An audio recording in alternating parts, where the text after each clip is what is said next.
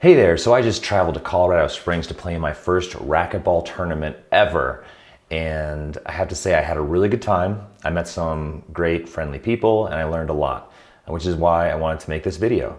I was looking on YouTube before the tournament to find any information on tournament prep, what to expect, things to look out for, and I had a real hard time finding any information. So I thought if I put out a video, kind of give my first impressions, what to expect, things I learned, they might help people also thinking of joining their first racquetball tournament.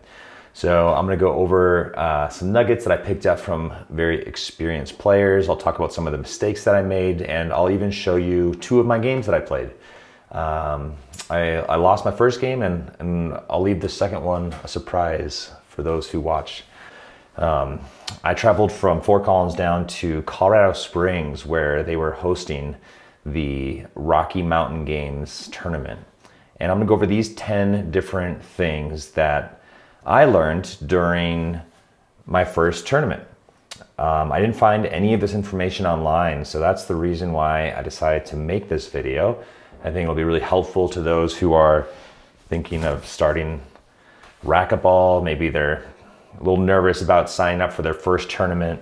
They don't really know what to do, what to expect.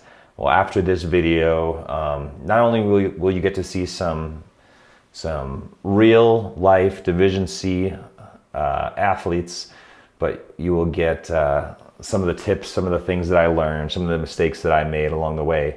So hopefully you can have a little bit more fun than I did. I'll be commenting during the gameplay because that way we can just kill kind of two birds with one stone. If you notice, we had a little session at the beginning here. We talked a little bit about the rules, the peculiarities of the room, what makes it different, what does it mean if it goes out of the court, things like that. Raphael, I learned a little bit about him before, had some casual banter. He's Brazilian, and it was kind of interesting. He is one of the only Brazilians that he knows that plays racquetball and was invited to the Pan Am Games to represent Brazil. So I was definitely intimidated before this game. My knees were shaking a little bit. My hands were a little shaky.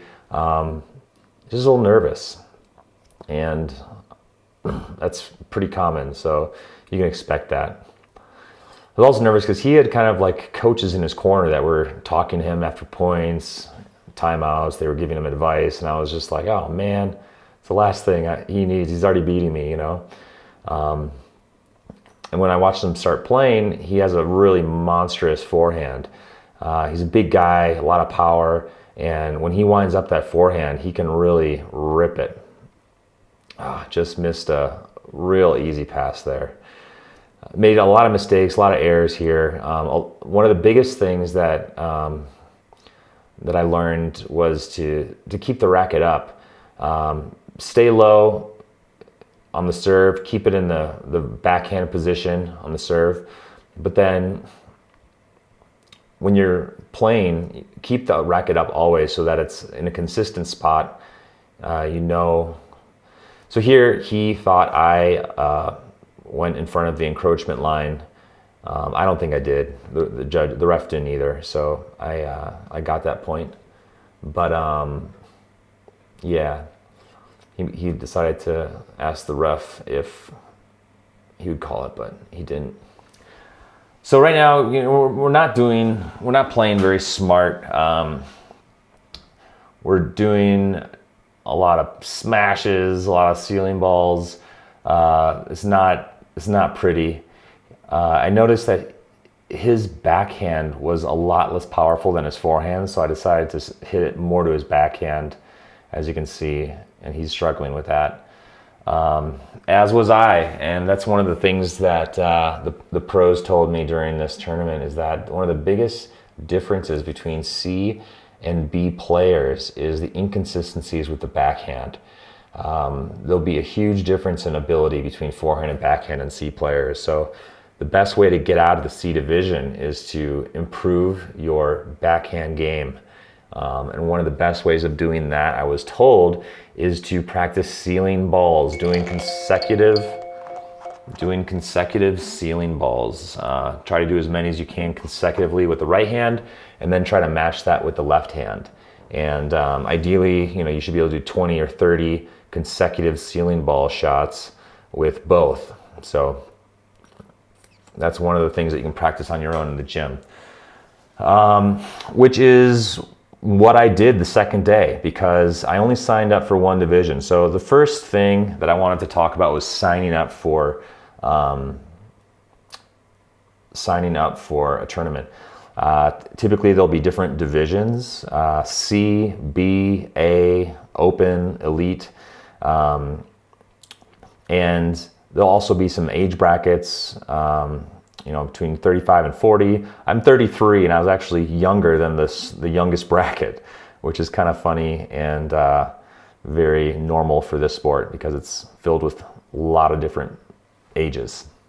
But I only signed up for the C category because I thought that, if you're not a B player, you can't sign up for B. But that's not true. You can sign up, you can play up, that's a good fall right there, folks. Now, if you're gonna fall, you might as well do it with some style. Try to do a somersault, cartwheel, whatever you can. But yeah, sign up for more than one division. If you want to play up, play in the Bs, play in the mixed, play in the partners.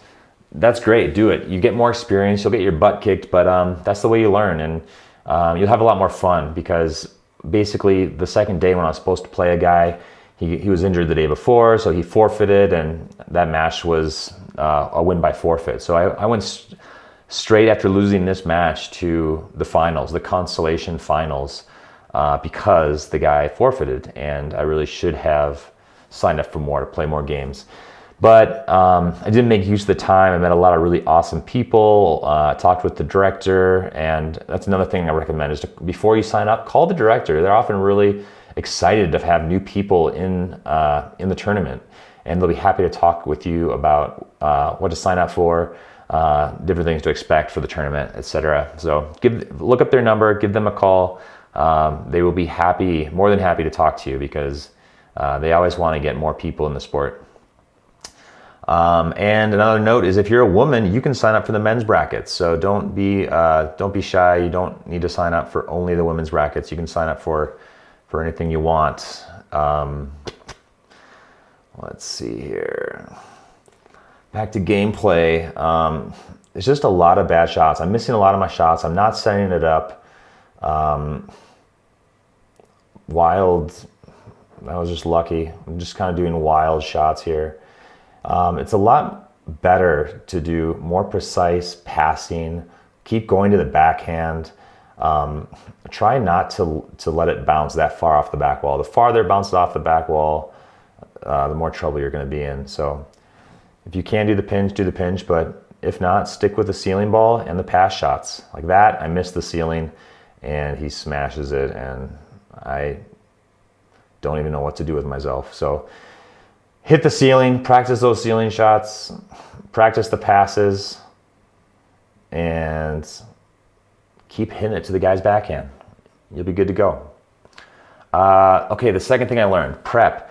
I asked a few players what they do to prepare for a tournament, and a lot of different little bits and pieces of advice.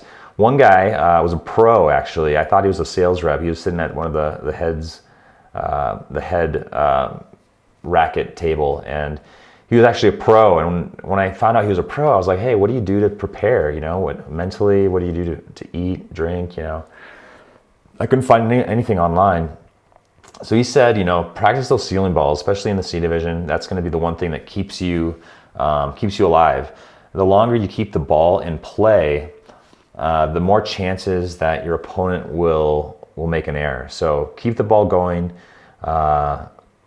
Don't just hit a ceiling ball wildly. Be very precise and try to get to fall right before it hits the back wall. He also said, try to get a lot of sleep, obviously. And one of the things that really surprised me was that he said no caffeine before a game. This is the second thing that I had on my list because, I started this game with 4 cups of caffeine. I was driving, 3 hours through traffic. I wanted to be awake for it, and I got there and I was just shaking. I couldn't tell if it was nerves or if it was all the caffeine. So he says no caffeine before a game. Sometimes he'll drink tea or juice. So I took that advice, and before my second game, I went sober, no caffeine, and it was a lot better. I was a lot more in control, much more relaxed, and yeah, it was great. The fourth tip I have is study your opponents. Study your opponents during the game, and study your opponents if they're playing someone else. So sometimes you can see the brackets, who you're going to be playing next, and you can watch them play.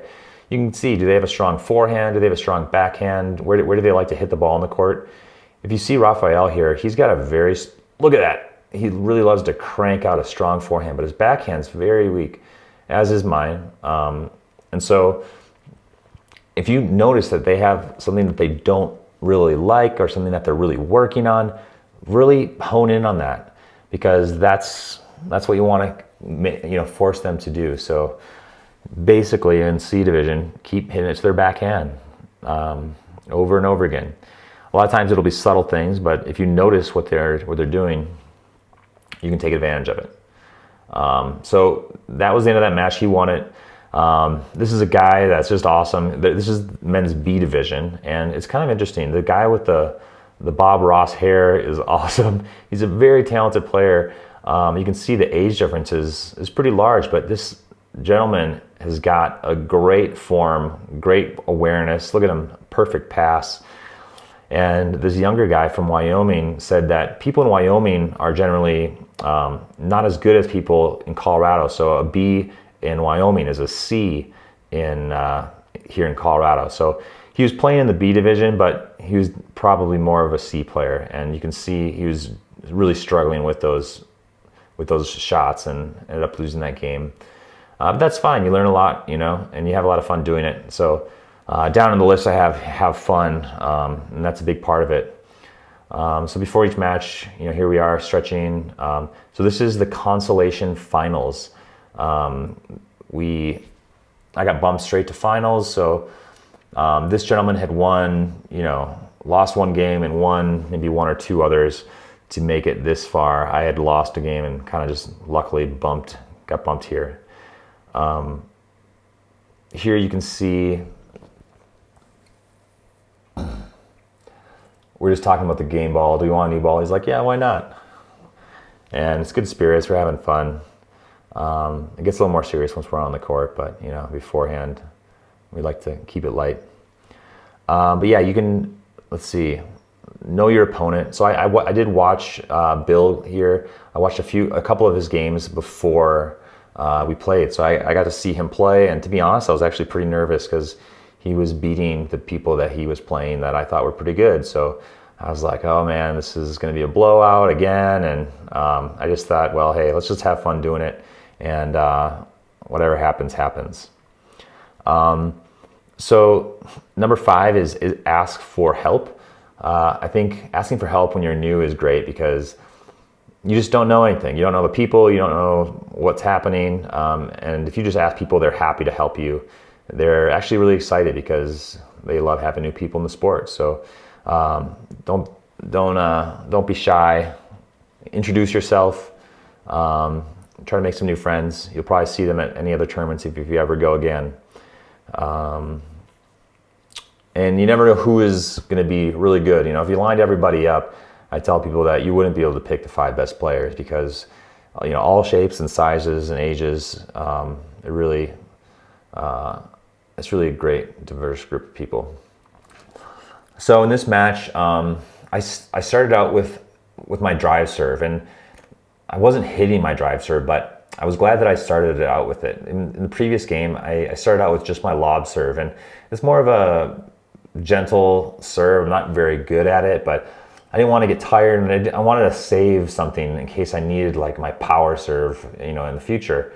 I didn't want to.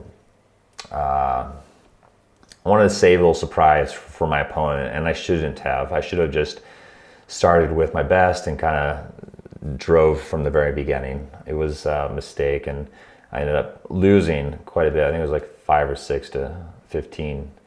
So yeah, start with what you got. So number 6 was have fun, be a good sportsman. It's really important, I think. You see players who get really upset, really angry, and they're not even, the best players. And then you'll see some of the guys who are, top in the nation, and they're really composed. And I think having fun and not taking it too personally is important, and something that I'm trying to do better. I think it makes the game a little bit more fun, and especially when you're off the court. So right there, I got hit. He hit me with his racket because I was in the way, and he just kind of brushed off and apologized and keep playing. So he hit himself there. He did that a few times. Bill was pretty tired. I think he played like 4 or 5 games the day before, and same the day before. He was playing in a few different divisions, and I was really fresh, and so I felt a little. I felt for him. He definitely had to play a lot more than I did. So number 7 is kind of like the don't be shy thing. Introduce yourself. Let me get to the rest of this tournament here. Introduce yourself to everyone. It's a pretty small, tight community. So you'll see these people at all the tournaments, like I said before. And they're all pretty friendly. So yeah, ask for people to watch you play. They'll give you tips and things to work on. It really helped me. So they told me a lot to keep my racket up whenever you are getting ready to hit the ball. You should have the racket kind of up, ready, waiting to hit. Okay, let's see. So your racket should be up. And there I'm just kind of wildly, that should have been a kill. I got lucky, and I missed the pinch. But so here I call a timeout. This is another thing that I didn't have on the list, but timeouts are really important. It's kind of a great chance to catch your breath. You can get a drink, rest your legs. It's a great time to regroup and also throw your opponent off. If they've just won a couple points, take a timeout, break up the momentum, start again. It really helps. That being said, if you think you're more athletic than your partner, then I would say keep going and push through because they're going to be feeling it a lot more than you are. But take every minute you have, every second you have in between points to catch your breath. Take really large, deep breaths. So here you have 10 seconds before you have to serve. So take your time, take some deep breaths, regroup, and every time that you do that, you'll have a little bit more rest than your opponent. That was a great little kill there by Bill.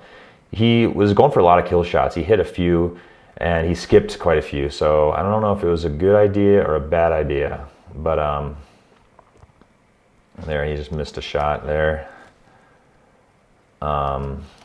Yeah. So let's see. Number 8, record yourself. Yeah, I thought that recording myself was a lot of fun. It was fun to see myself play. I normally don't get the chance to see myself play. So for good and for bad, it's just interesting to watch yourself, see what your style is, what you're doing right, what you can do better. Also, it was a great way to kind of get to know the other teams, the other players a little better. They were really happy to get a copy of the video that I made, so they could analyze it. I just missed a pretty easy shot there, so I was kind of laughing at myself.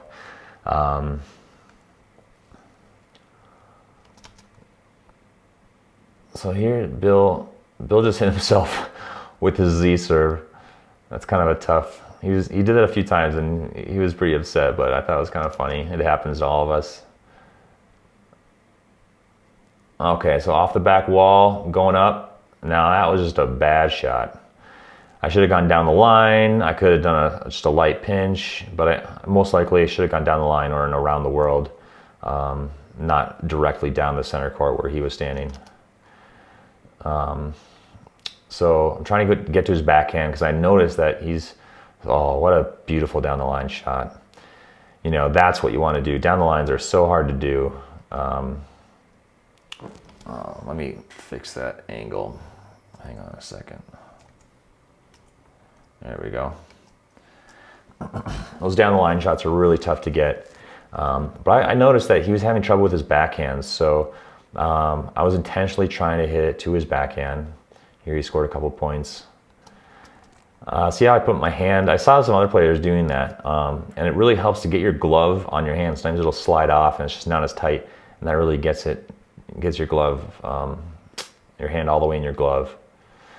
So here I'm just kind of trying to repeatedly go to his backhand, kind of lucked out there. I think I'm going for Z serve. He missed it. Every court's different.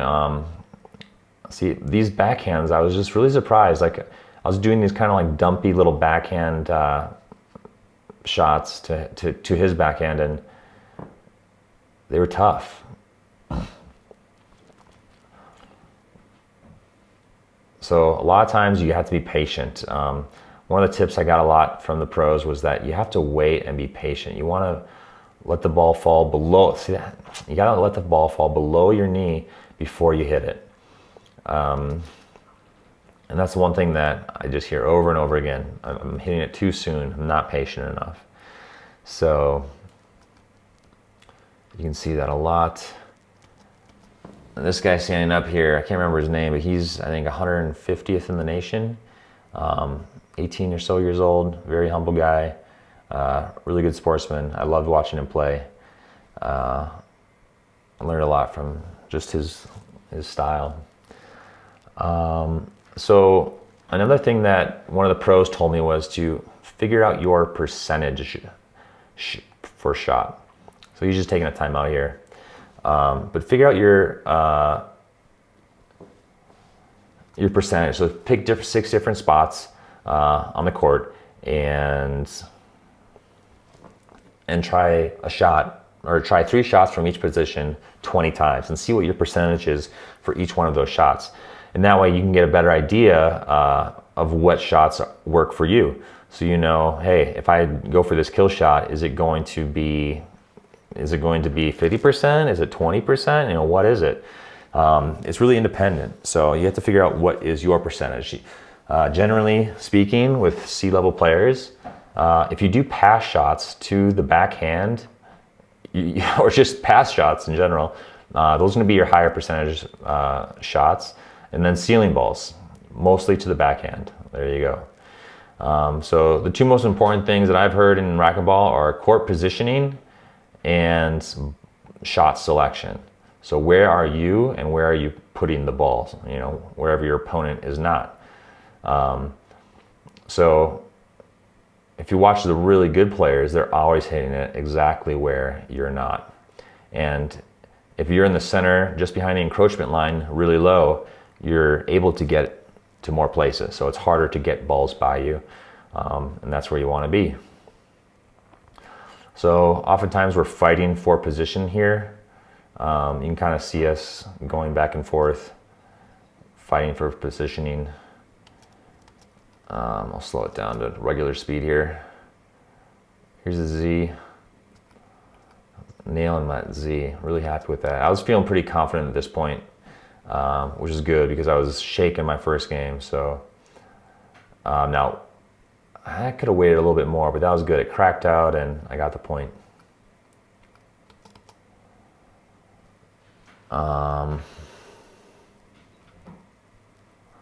Let's see. So another thing the pro said to do was to visualize before the game.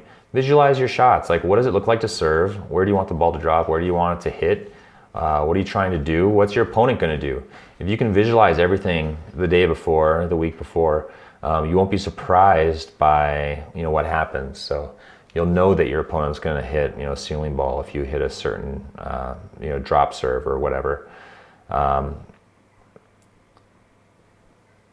The idea is to just be ready for whatever's going to happen. Easier said than done, obviously, but visualizing definitely helps. I've done this in marathon training where you visualize yourself going through like a really hard wall, and then you kind of push through to the other side. And it definitely helps. Okay, so he thought it hit me there, but it didn't.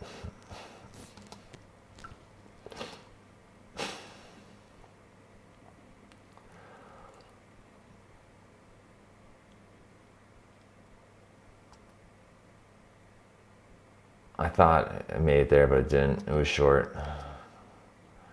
There's Bob Ross. I call him Bob Ross. His name isn't Bob Ross. I should have learned his name. I was a little shy. I didn't really introduce myself to that many people. I should have done more. So we talked a lot about the ceiling shots. We talked about hitting it to the person's backhand. You can see here, I'm just going ceiling shot. Backhand. Backhand. Oh, missed it. So that was a good kill shot, but really he could have passed to the left and passed me a couple shots earlier. We were both kind of getting tired at this point, but it was very humid in there. That was a good serve. Punch it out to the back. Little chop shot there. Pinch. Another thing that I noticed, I don't know if other players do this or not, but if I was setting them up for a shot, I would try to slam my feet into the ground and make sort of a statement that I was there, I was ready for anything that he had to throw at me. I don't know if it helped or not, but it was definitely something that I did, and it felt like it was working for me. It's like, right, I say he's gonna hit it, I would, boom, slam down, and then he would know I was ready. As you can see, it doesn't always work.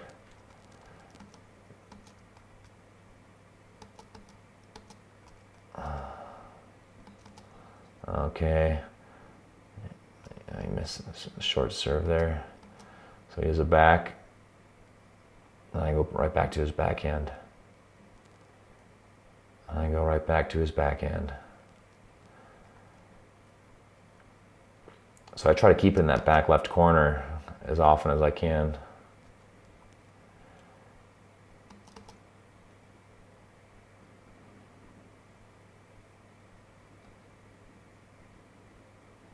He skipped it there. And he was probably getting a little tired. He played a lot of racquetball. I was really fresh.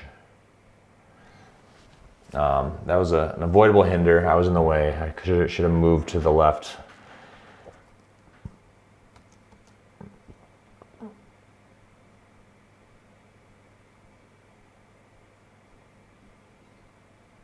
And that should be a kill.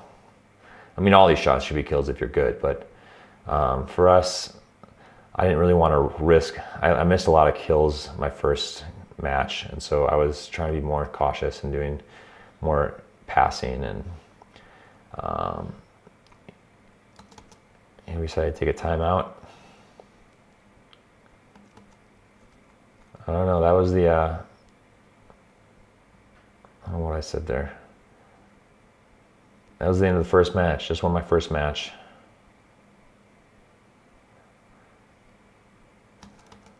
No, that was a timeout, I think, because I started serving.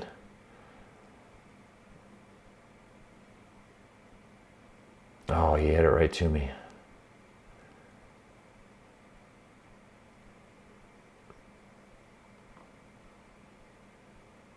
So really work on your finesse. You really don't need to hit it full out every time, especially with the ceiling balls. You only want it to drop right at the back of the wall. Good kill shot there. This guy on the right, standing there, his name is Justin. He won the C division, the men's C division. So I can even show you that game. I warmed up with him. He's a really nice guy. Learned a lot from him. He's pretty good. And they said that he would be, this might be his last tournament as a C player. So once you move up to the B division, you're no longer allowed to enter as a C player. So a little encouragement there. That's good. It really helps to have people in your court and just know who you are, know what you're working on. That way, when they see you do something right, they can kind of cheer you on. And so here I'm having a lot of fun now. I'm kind of playing light. Oh, almost gave that to him. He kind of gave up on it before he had to.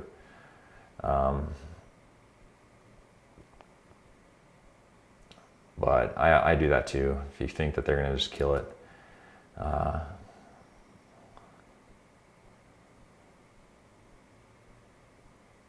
Oh man.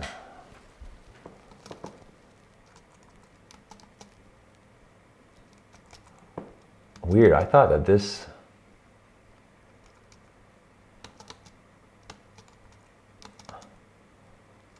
So I called that this skipped off the off the door.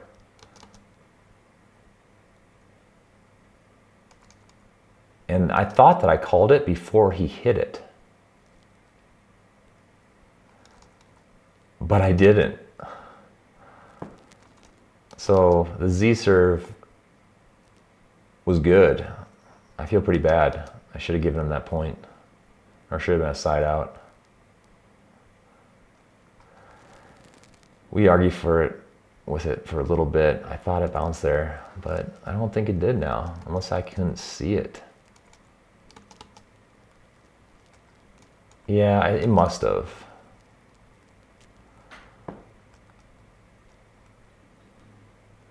He was mad that I didn't call before he had swung it, but man, I don't even think it bounced there. I think there's so much spin on the ball, it kicked up. Well, that just goes to show your memory isn't as good as you think it is. So if you think you see something, don't be so adamant, because it might not be true. That's a good lesson for me to learn. Okay, I gotta go.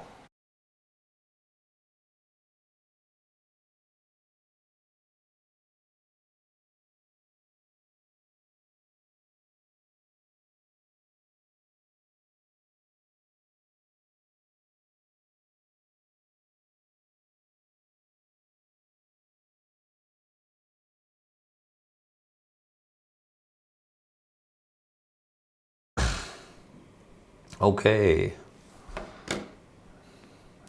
and we're back. Is this recording? I believe it is. Let's get back to the gameplay here.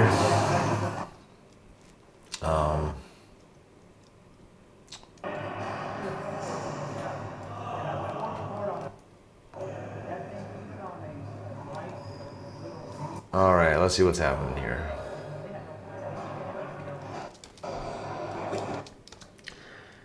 Here we got my Z serve, 3 walls, had to redo it. Oh man, I gotta fix the angle on this. Hold on a second. Okay, that's better. So this backhand shot really worked for me. That was a good kill shot.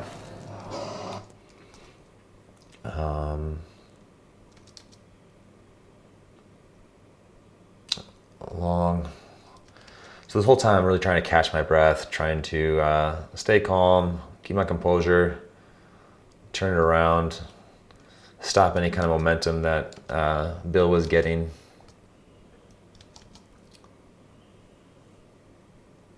So putting him on defense, that was way too hard. It came off the wall like 6 feet, which allowed him to kill it really quickly and easily. So I tried to do it lighter, but that time I missed the ceiling, so it came off the back wall again. Way too far. There's a good pass shot. So be really careful when you're doing those ceiling balls that you don't set your opponent up. There's a good pass shot. I was out of position, but I was also trying to stay out of his way.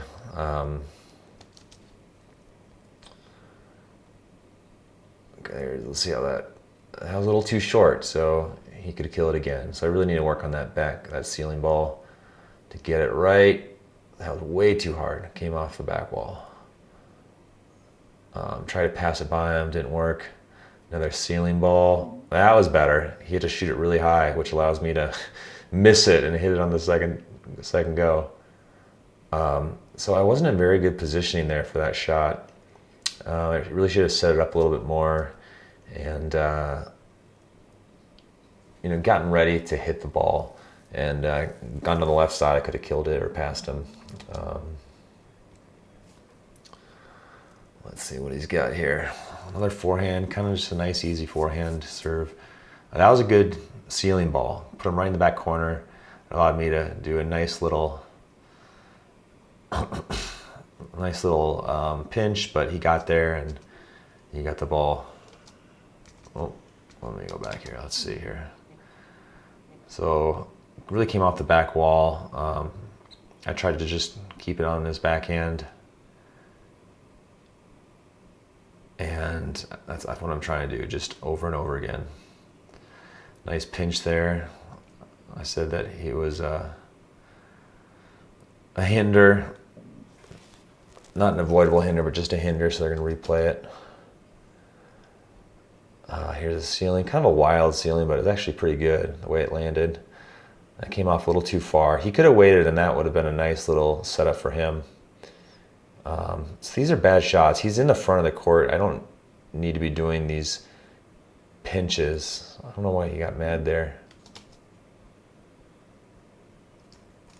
Oh, he said it was a screen.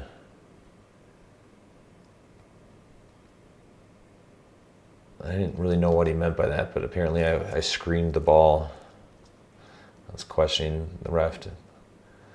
Like, oh, I didn't know you could screen on the passing shot.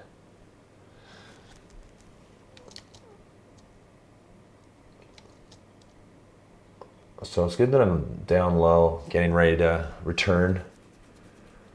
Oh God, it's not good. Try it again.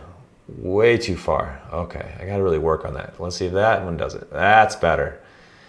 Make him hit it really high. There it is, and I missed it. Perfect setup. Didn't really have my feet planted, didn't swing, didn't follow through. That's a great ceiling ball. It forced him to hit it high and allowed me to kill it.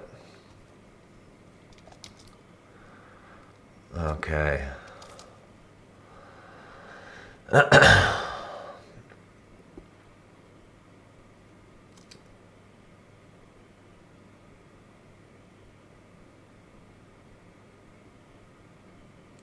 So here, he really, looking at it, it was definitely unintentional, but his elbow really hit me hard in the back. And I said we should just do it over. He was not happy with that because he said it was a incidental contact. But usually when I hit someone really hard, I ask to just do it over.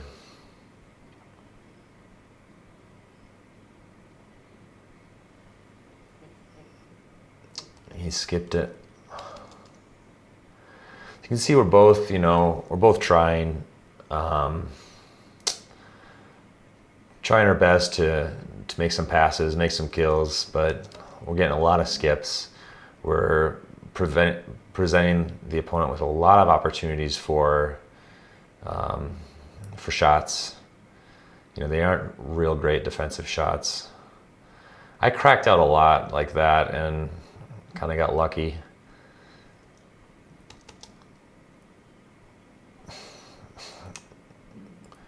You really want to prevent your opponent from, oh shit, what did I just do?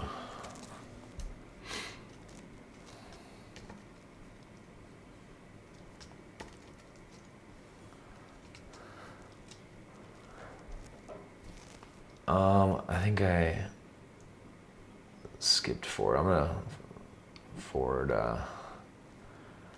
fast forward here. I'm not sure where we are in the game, but you're still getting some good Good coverage.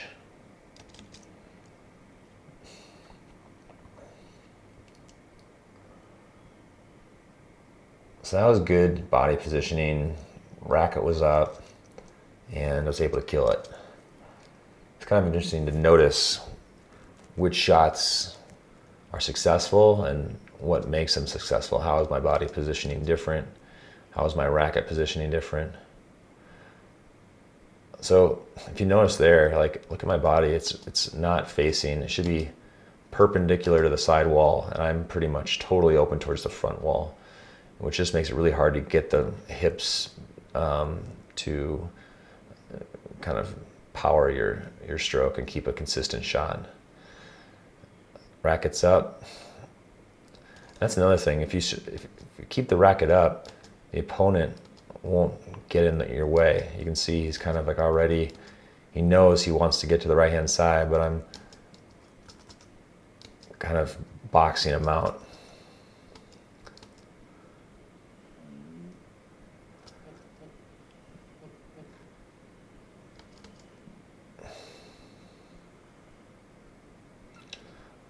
That was a good serve, but a good return.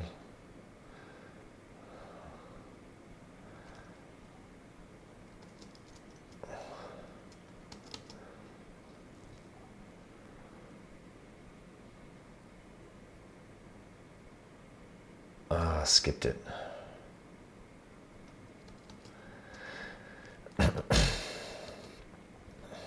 lot of these times I could just go for a simple pass instead of a kill shot. It would be a little bit easier to do. I wouldn't make so many errors, and it would be just as hard for my opponent to return. Same with Bill. You know, he skipped a lot of these. If he did a little more passing, a little more backhand shots, it'd be hard for me to return. I was kind of glad he wasn't hitting my backhand. He seemed to not really focus on that, and I didn't want to give him any hints while we were playing, at least. Okay, so this is a great setup. I don't really capitalize on it, and it gives Bill a chance to make the point. That was a bad pass. But I'm making him run here, which is what I'm trying to do. I'm trying to wear him out. Trying to make him a little intimidated on my serve if I can. I'm not sure if it's working. But I'm also trying to mix it up so he doesn't know exactly what's coming. I'll serve to his forehand every maybe 6 serves. I'll serve mostly to his backhand. Now, you can see I should have moved my feet. It's way behind me. I should have moved my feet a little bit farther back, shuffled back, but instead I skipped it. So a lot of times you'll see coaches saying, hey, move your feet, you gotta keep moving, you gotta keep moving. So he's saying, you gotta come back, you gotta come back. Oh, almost didn't get under it. He's kind of mad that I was in the way there. Almost a hinder. Look out, Justin, get your hair out of the way. That was short.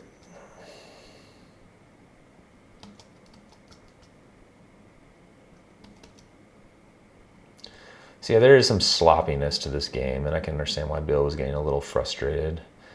But then again, I was hitting a lot of good shots to his backhand, which was tough. That was a screen. I had a few of those.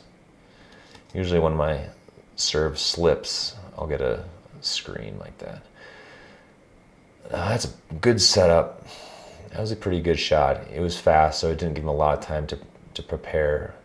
Now he's just kind of doing some overhead shots. I'm trying to get that ceiling ball, get him in the back so I can be in position, getting ready for that kill. If I was in better positioning there, I should have been able to return that. So you can see when he's hitting it, I'm trying to get way out of the way, and I'm not in any position to return that. You know, if he would have gone to the left, maybe, but obviously he's going to try to pass it on the right, and so I wasn't able to get down in time and get there. So body positioning, staying low, Staying in the middle, taking timeouts when you need them.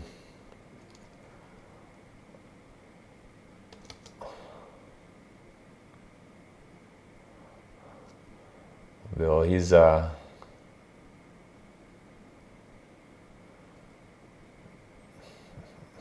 some complaints. I'm not sure what he's complaining about there, but he's not exactly happy. So here's a nice backhand, forced him to do a off the wall, and then he tripped. So I said, let's do it over. Let's see what happened there.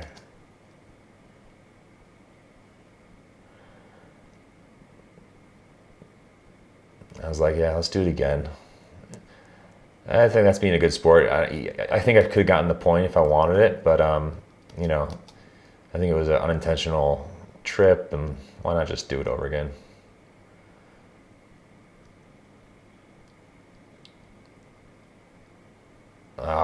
Bill missed that shot, and it's a side out.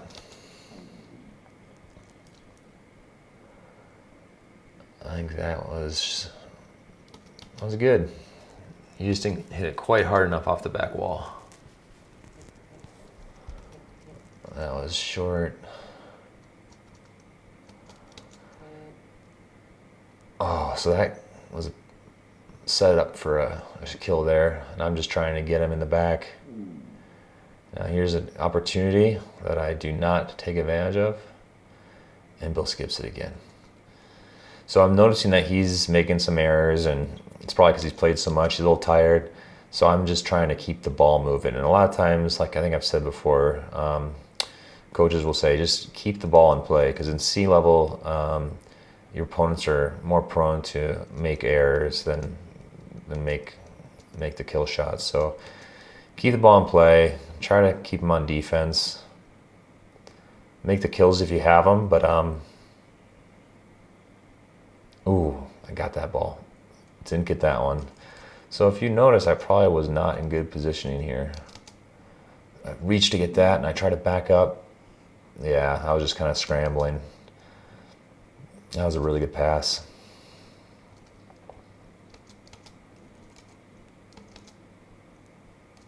Let's see what happened here. All right. That's pretty good. I waited. I tried to wait. Sent him in the back.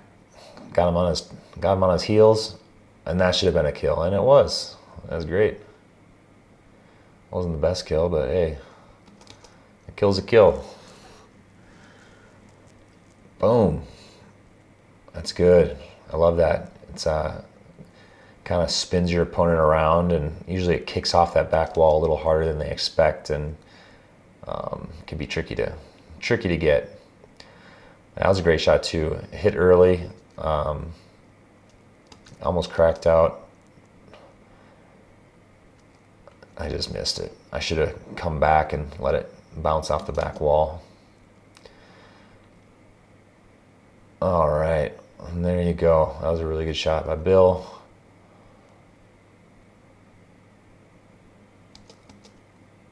Okay. Kind of lucked out there. Bill's getting angry. You can see him kicking the ball there. He's probably getting frustrated that I'm lucking out. I hit a crack. Trying to stuff him a little bit there. I hit his racket, but I just kept playing. I thought, hey, I feel like I got him on the run a little bit. I'm going to try to keep him on the run.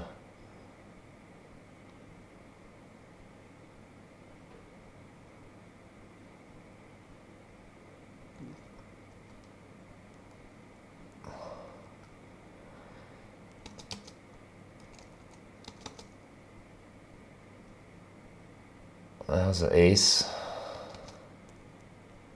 I think. Yeah, you can see my backhand. I'm just leaving him wide open for some shots, and I miss it. So my backhand is kind of definitely showing weakness. Good kill. Bill definitely has the kills when he's in position. I'm trying to work on that backhand. That was a good ceiling ball, and I think it was just short. Yeah, side out, so I'm trying to gain some composure here. I'm feeling pretty confident because I'm a little bit ahead here. I thought that'd be a screen, but no one called it, so we just kept playing and I took it. I almost thought about redoing it though because it was almost a screen. Actually, it was a screen. That was a good ceiling ball there. Wait for it. Now I should have shuffled a little bit. Could have been in better positioning. Bill just skipped it again. He's feeling really frustrated. He had me there. A lot of times he had me where he wanted me, but I seem to...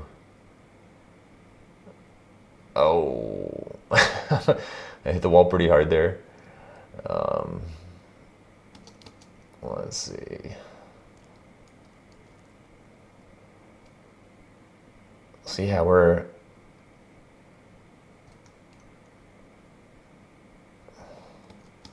I'm feeling pretty loose, pretty relaxed at this point, which is a really nice place to be. Whenever I was down, I was feeling the pressure, feeling the heat. It's hard to play your best when you're doing that. Okay, we're almost done here. Oh, he nailed me there. Oh, that was unintentional, but it stung. So that was a avoidable hinder, and I should have gotten out of the way. So side out. He said it's a little souvenir. I agreed. Missed the ceiling there. He could have let it bounce off the back wall and had me, but oh, nice move. I was definitely out of position, not ready for that. That's a good ceiling ball. Kind of put him in the back where I wanted him.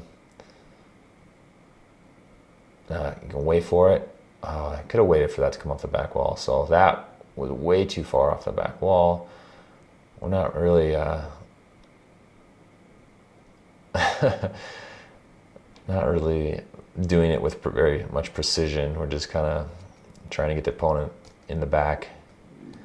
I think this is the game point. I think it's like 14-7 or something. Bill's pretty frustrated, but he's definitely a good sport.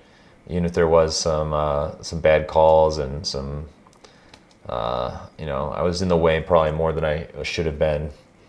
But overall, I had a lot of fun and really grateful that I was able to play Bill.